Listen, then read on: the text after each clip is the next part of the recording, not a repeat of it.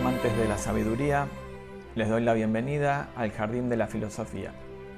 Hoy vamos a continuar con este ciclo de filosofía y reencarnación.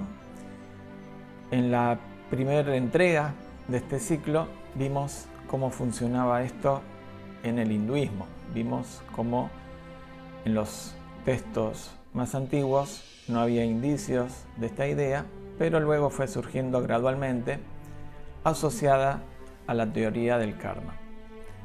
En el programa de hoy vamos a ver cómo se manifiesta en el contexto de la filosofía griega. Vamos a ver a los filósofos Pitágoras, Platón y Plotino.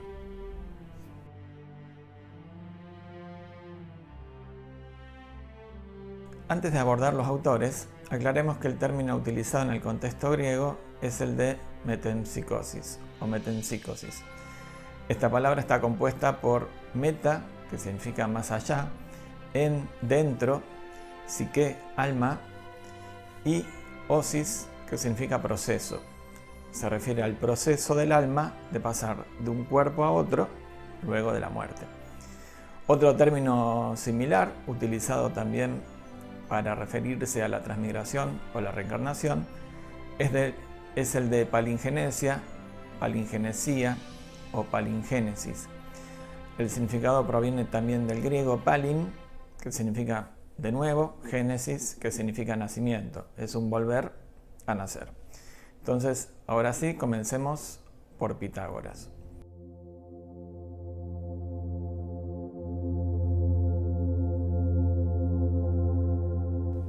El alma, haciendo un necesario giro, pasa de unos animales a otros. En algún momento vamos a hacer un programa sobre este enigmático filósofo. Ahora simplemente lo vamos a ubicar en el tiempo y el espacio. Nació en la isla de Samos en el 569 antes de la era común. Recordemos que Epicuro nació en el mismo lugar 200 años después o más, y murió Pitágoras en la colonia de Metaponto, cerca de Tarento, sur de Italia, en el 475, antes de la era común.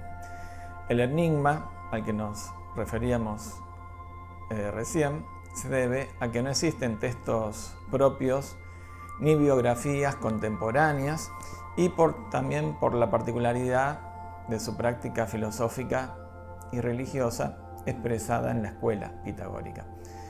Los primeros escritos relacionados aparecen 2 siglos después de su muerte recién. Así que ya en el siglo I a.C. se lo representaba como un ser sobrenatural. La obra más completa sobre Pitágoras y su pensamiento fue escrita por Diógenes Laercio 800 años después de su muerte. Así que tenemos que tomar todo esto con pinzas. De acuerdo a esta extensa transmisión, se estableció que la metempsicosis era una de sus principales doctrinas. Hay discusión acerca de si Pitágoras desarrolló esta doctrina en forma autónoma a partir de ocultas tradiciones griegas. Por lo general hay una asociación con el orfismo, o si la tomó de otra cultura, que también es probable. Al respecto tenemos la visión de un contemporáneo, Heródoto, ya que Heródoto vivió entre el 484 y el 425. Los egipcios son los primeros en sostener la doctrina de que el alma del hombre es inmortal y que, cuando el cuerpo perece, se introduce en otro animal que está naciendo entonces. Después de recorrer todos los animales de tierra firme, los del mar y los volátiles, se introduce de nuevo en el cuerpo de un hombre en nacimiento y su ciclo se completa en un periodo de 3000 años. Hay griegos que adoptaron esta doctrina, unos antes y otros más tarde, como si fuera de su propia invención. En realidad, habría que aclarar que no hay indicios de que los egipcios creyeran en la reencarnación. Por lo tanto, Pitágoras no pudo haber traído o importado esta concepción desde Egipto. Llama la atención, sí, que Heródoto dirá alguna precisión, ¿no?, sobre la extensión temporal de este ciclo de encarnaciones. El tema es que como hay varios baches en la biografía de Pitágoras, hay varias versiones acerca de la fuente de esta doctrina. Se piensa, además de esta versión de Egipto, que pudo haber viajado y estudiado en algún lugar del imperio neobabilónico o de su sucesor del imperio aqueménida. En vida de Pitágoras, estos imperios se sucedieron ocupando el mismo espacio prácticamente. También pudo haber sido en Creta, y si prestamos atención a lo que dijo el sofista Filóstrato en el siglo III después de Cristo, tenemos que incorporar a todas estas posibles fuentes al de la India. Se refiere Filóstrato que lo pudo haber obtenido de los sabios o gimnosofistas de la antigua India. Ya sea entonces por desarrollo propio o por importación, la cuestión es que tanto en la India como en Grecia es donde encontramos las fuentes más específicas acerca de la idea de la reencarnación, y en ambos casos asociada a la idea de un ciclo evolutivo y a una ética.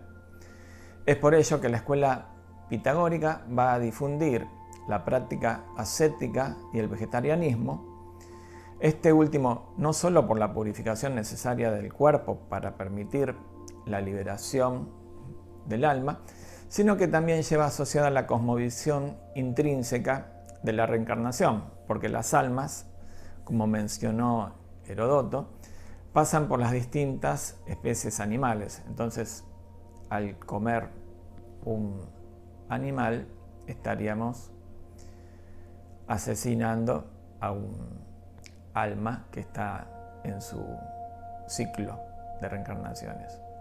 Pitágoras creía en la transmigración de las almas y consideraba el consumo de carne como algo abominable, diciendo que las almas de todos los seres vivos pasaban después de la muerte a otros seres vivos.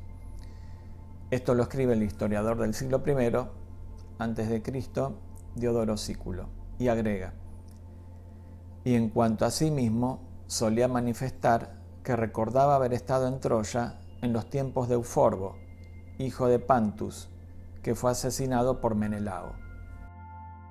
Y aquí aparece otro gran problema del tema que estamos tratando. Dada la ausencia de escritos propios de Pitágoras, no sabemos nada de cómo concebía la relación entre el alma y el cuerpo, ya que al plantear el dualismo entre alma y cuerpo nos podemos preguntar, y de hecho los filósofos que plantean este dualismo lo han intentado resolver de diversos modos a lo largo de la historia, dónde anida el alma en el cuerpo, cómo se conecta el mismo, por ejemplo, cómo un cuerpo, un compuesto material puede aprisionar al alma, que ha sido concebida por Platón, por ejemplo, como la cárcel del alma, este cuerpo. Entonces, una entidad sutil no tiene por qué ser condicionada por una entidad o por un compuesto material como es el cuerpo. Entonces, la ciencia actual considera la conciencia como un epifenómeno del cerebro, una simple consecuencia de la actividad cerebral. La indagación sobre el yo, el alma o la conciencia lo vamos a dejar por ahora para otro ciclo futuro. Volvamos a esta otra cuestión y cuestionamiento también que se le hace a la idea de la reencarnación. ¿Por qué no recordamos nuestras existencias anteriores? Una respuesta sería que la memoria pertenece al plano corporal, al cerebro. Cuando el cerebro queda atrás, en el cadáver, se pierde la memoria de la misma forma que cuando muere un disco rígido de la computadora.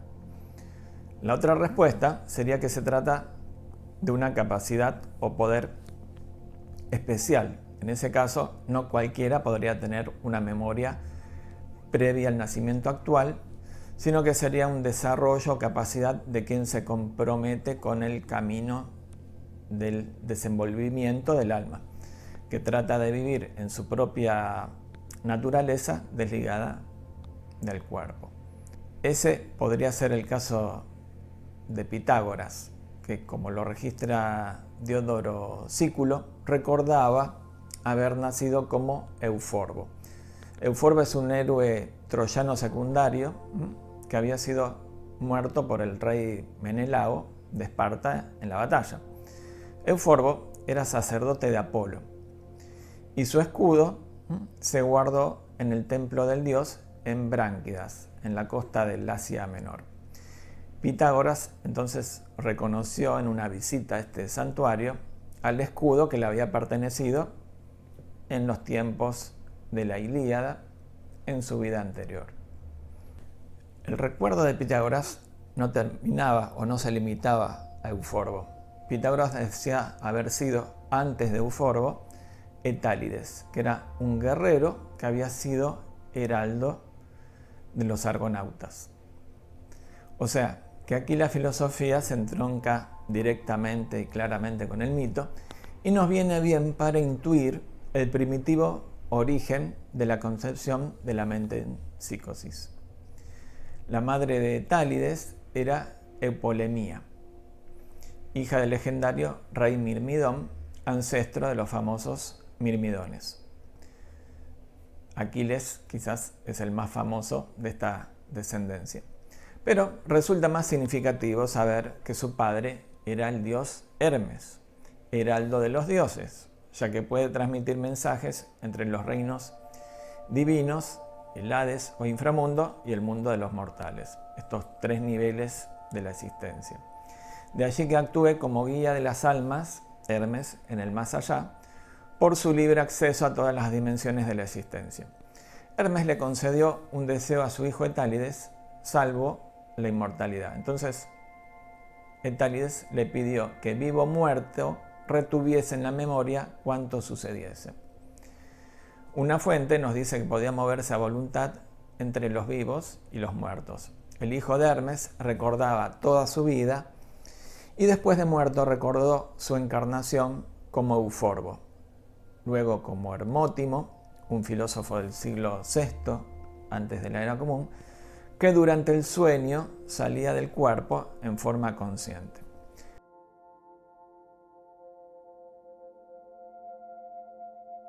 Nótese la misma facultad del alma de moverse libremente, ¿no? Y de ser consciente, además de sus movimientos.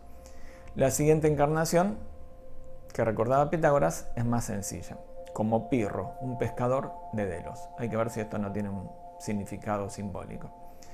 La vida siguiente, entonces, será Pitágoras.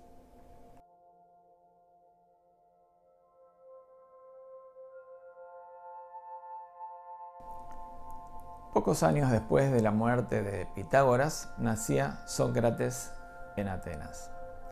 Poco tiempo después de la muerte de Sócrates, en 399 antes de la era común, Fedón, un joven discípulo, se encuentra en la polis de Friunte, en el Peloponeso.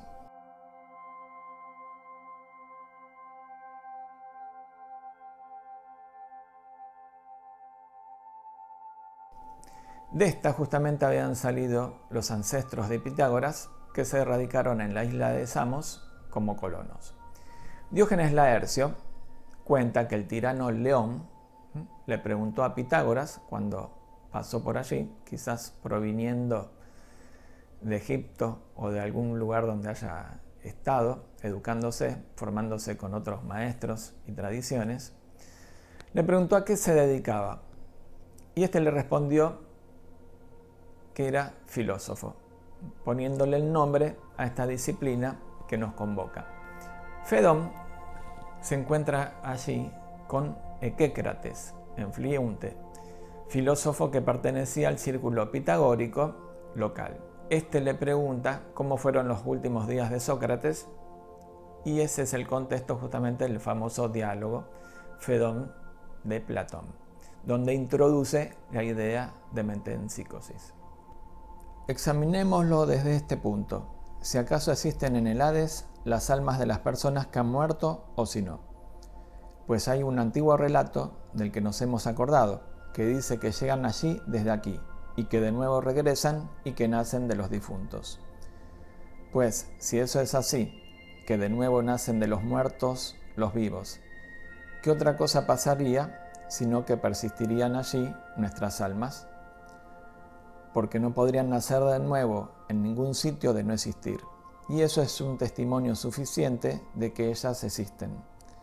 Si de verdad puede hacerse evidente que de ninguna otra parte nacen los vivos, sino de los muertos.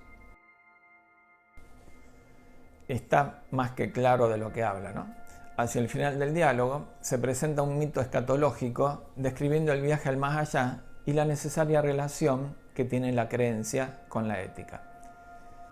El alma no tendrá ningún otro escape de sus vicios ni otra salvación más que el hacerse mucho mejor y más sensata. Porque el alma se encamina al Hades sin llevar consigo nada más que su educación y su crianza, lo que en verdad se dice que beneficia o perjudica al máximo a quien acaba de morir y comienza su viaje hacia allí. En otro diálogo, en el diálogo Fedro, vuelve a aparecer la idea con la famosa alegoría del carro alado. Un alma, dice Sócrates, es como la unión natural de una yunta de caballos alados y su auriga. Mientras que los dioses tienen 2 buenos caballos, todos los demás tienen una mezcla. Uno es hermoso y bueno, mientras que el otro no lo es. Como las almas son inmortales, los que carecen de cuerpo se mueven por todo el cielo siempre que sus alas estén en perfectas condiciones. Cuando un alma tiene que hacer demasiada fuerza, cuando hay fricción, ¿no?, en el control de los caballos, va desgastando sus alas hasta que las termina perdiendo del todo. Así cae a la tierra y toma un cuerpo material. Todo lo que es alma tiene a su cargo lo inanimado y recorre el cielo entero, tomando unas veces una forma y otras otra. Si es perfecta y alada, surca las alturas y gobierna todo el cosmos.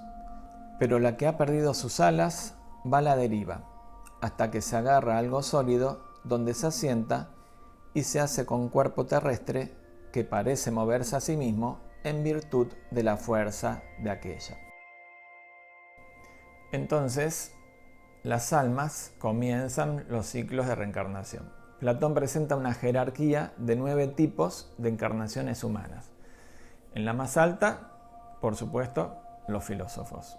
Luego siguen los reyes, los políticos o comerciantes, los maestros de gimnasia, los adivinadores o adivinos, los poetas, los artesanos o campesinos, y en el 8º puesto los sofistas o demagogos, y en el puesto 9º, abajo de todo, los tiranos.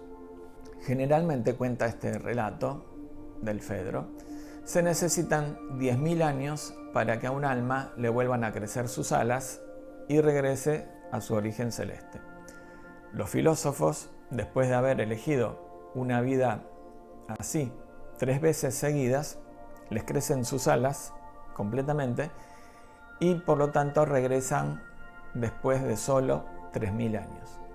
Esto se debe a que han potenciado su experiencia en la tierra y mantienen un recuerdo más vívido del mundo divino. Los filósofos mantienen el nivel más alto de iniciación, ignoran las preocupaciones humanas y se sienten atraídos por lo divino. Allí mismo de donde partió, no vuelve alma alguna antes de 10.000 años, ya que no le salen alas antes de ese tiempo, a no ser en el caso de aquel que haya filosofado sin engaño o haya amado a los jóvenes con filosofía. Estas, en el tercer período de 1000 años, si han elegido 3 veces seguidas la misma vida, vuelven a cobrar sus alas y con ellas se alejan al cumplirse esos 3000 años. Las demás, sin embargo, cuando acabaron su primera vida, son llamadas a juicio y una vez juzgadas van a parar a prisiones subterráneas, donde expían su pena. Y otras hay que, elevadas por la justicia a algún lugar celeste, llevan una vida tan digna como la que vivieron cuando tenían forma humana. Al llegar el milenio, teniendo unas y otras que sortear y escoger la segunda existencia, son libres de elegir la que quieran. Puede ocurrir entonces que un alma humana venga a vivir a un animal y el que alguna vez fue hombre se pase otra vez de animal a hombre.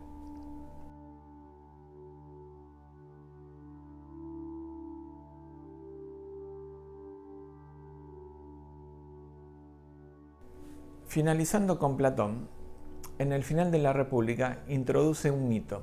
Es el mito de es un soldado que muere en el campo de batalla, pero al cabo de 10 días regresa a la vida. Durante todo ese tiempo ha estado en el más allá y ve a las almas de los hombres esperando renacer. Entonces regresa y cuenta, porque mantiene la memoria de lo que ha pasado.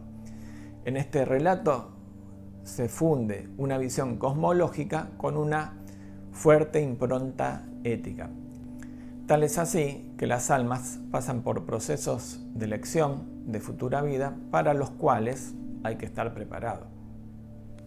Y al ir al Hades hay que llevar esta opinión firme como el acero para no dejarse allí impresionar por las riquezas y males semejantes y para no caer en tiranías y demás prácticas de este estilo, con lo que se realizan muchos e insaneables daños y se sufren mayores. Antes bien, hay que saber elegir siempre una vida media entre los extremos y evitar en lo posible los excesos en uno y otro sentido, tanto en esta vida como en la ulterior, porque así es como llega el hombre a mayor felicidad.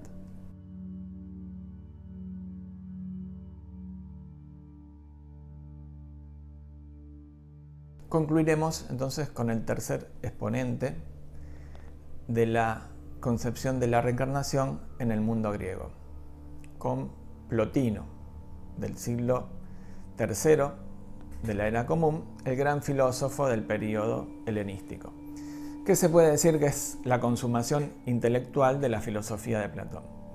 Él retoma en varios segmentos de las Eneadas lo expuesto por Platón 600 años antes, y el primer libro de la primer Eneada se titula ¿Qué es el ser vivo y qué es el hombre? También puede aparecer traducido como sobre qué es el animal y qué es el hombre. Es muy interesante porque presenta otro problema u otra forma de entender la relación del alma con el cuerpo, sumándole una instancia intermedia. El ser humano es concebido como un conjunto unitario de 3 niveles superpuestos. El inferior, el nivel de lo sensible, la naturaleza corporal o animal. El intermedio, que es el ser humano propiamente dicho, o el ser humano específico, porque es el ser que se relaciona con lo sensible y lo inteligible. Y el supremo, que es el nivel trascendente. Entonces, la cuestión que aparece en el siguiente fragmento es: si el alma es trascendente y pura, ¿cómo puede experimentar el sufrimiento y más aún ser castigada por las acciones? Pero si el alma es impecable, ¿cómo es que hay castigos?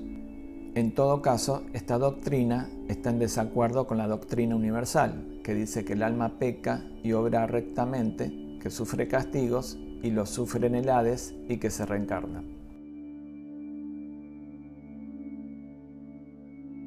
La respuesta del filósofo integra ambas doctrinas, la que ve al alma como impecable y como la que peca. La primera concibe al alma en su esencia trascendente y la segunda considera al alma de esta forma, que está sujeta a pasiones terribles. De este modo, el alma misma se convierte en compuesta y en el resultado de todos los componentes. Está, pues, sujeta a pasiones en su conjunto, y el compuesto es quien peca y quien sufre el castigo según Platón, y no aquella.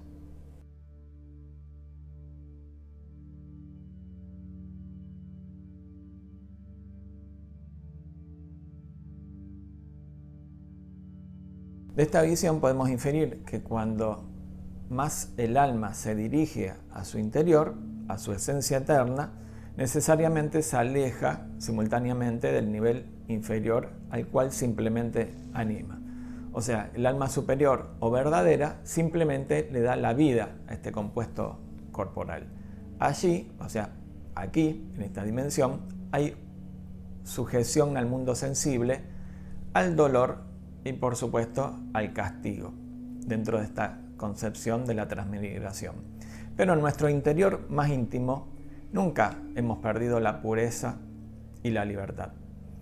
El ciclo de reencarnaciones cumple este doble fin, de animar por un lado al mundo sensible y al mismo tiempo de promover la gradual autoconciencia, que significa nuestro regreso a la patria celestial. Gracias por llegar hasta aquí. En el próximo programa vamos a tratar la filosofía y la reencarnación en el budismo. Vamos a ver cómo se expresa, cómo se concibe esta idea, ya que el budismo no adhiere a la concepción de un alma eterna e individual. Vamos a ver específicamente cómo se expresa entonces la reencarnación en el budismo tibetano y su excepcional Bardo Thodol, llamado popularmente Libro Tibetano de los Muertos. Por lo que hemos visto en este programa, ya estamos enterados de que si llevamos una vida filosófica durante 3 vidas, nos crecen las alas de nuevo. Así que si quieren fomentar ese crecimiento, suscríbanse al canal del Jardín de la Filosofía y activen las notificaciones. Nos vemos en la próxima. Paz a todos los seres.